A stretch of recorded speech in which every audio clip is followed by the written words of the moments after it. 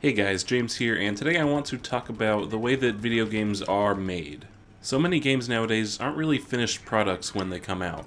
One way to look at this is very easily explained by Battlefield 4. They've had constant bugs and have had to push out patches and focus way more on that side of things early on in their release. Every time a new patch drops, the game almost feels like a completely different game. You have to adjust to the way you play based on certain patches, bugs, other things like that. Also with Battlefield, DLC is a big game changer. Some games do this on a larger scale than others. For instance, like a Battlefield map pack usually adds several new guns, new game modes, and a whole host of new assignments and other things to keep you busy within the game. While a Call of Duty map pack is really just about the maps, and occasionally they'll drop in a new gun, like they did that once in Black Ops 2 and they've done it once so far in Call of Duty Ghosts. But regardless of the scale of the DLC, it's still a major change to the game. And a lot of times there will be actually DLC that's already included on the disc if you still buy the physical media, that is. So really with that, you're just waiting on the developers to allow you to pay more money to unlock a part of a game that you've already paid money for.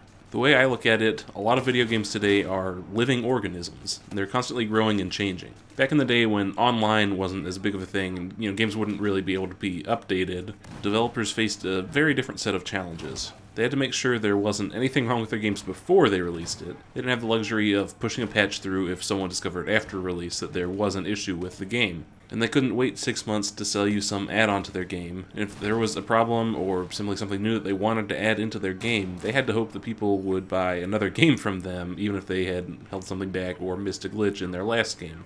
Now at this point, I'm sure I sound like some golden age thinker saying that video games were just so much more pure back in the day, and now there's all this corporate greed driving games, and companies are trying to squeeze all the money that they can out of their consumers. And while I do think parts of that are true, I think that the new ways in game development could actually really greatly enhance gaming. If we're just looking at the grand scheme of how Battlefield, for instance, does DLC, it's actually a strategy that I like. Add in a bunch of new things every so often to keep the game fresh.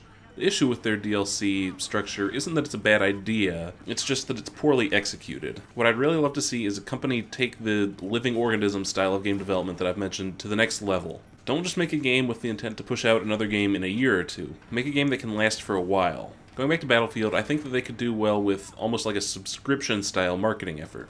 Keep Battlefield 4 alive, but keep adding. Don't stop at premium and however many map packs you're already set to release. Keep planning more, take a little longer than the typical DLC to DLC time period, and then release something that's truly new. Same game engine, same game, but something really new within it. Similar to how the Vietnam expansion was for Battlefield Bad Company 2. And like with that, you could change the time period that allows you for more guns, more equipment, more stuff overall that you can add into the game, but instead of that different thing being a whole new game, it's just DLC for this long-lasting game. I know that I would pay $60 for a Battlefield game if they released one every year, and a lot of people would. So I think bringing this big DLC into the market could prove to be just as effective for profits as releasing a game every year or two. They could have it as sort of a yearly DLC pass where you could re-up and get the DLC that would drop in that year. I also think that this could ultimately help the developers as well. Think of game design as designing a car. Right now they're forced to design a completely new car every, say, 2 years. I think that's a big reason that they always have these new bugs popping up, is they can't just take their current car and make a few tweaks. They have to basically start from scratch with a new one. But what if they didn't have to do that? What if they could just redesign one part of the car every 6 months? Keep the same engine. See there, that part works for video games and for vehicles. But make changes to some of the other components. I'm afraid that if I continue with this car design analogy, I'll just completely lose you with my utter lack of car knowledge. But I do hope that what I said makes sense. If a game company would keep the basic structure of their game, but create new features, new situations within it, I think we could see much better results with games. Thank you guys for watching this video. I hope you enjoyed and weren't too confused by my ridiculous analogies or anything else like that. Let me know down in the comments what you think of this whole living organism idea of game development. Do you think periodically updating could work for a AAA first-person shooter? If so, let me know why. If not, please don't yell at me. But anyway guys, thanks for watching and have a nice day.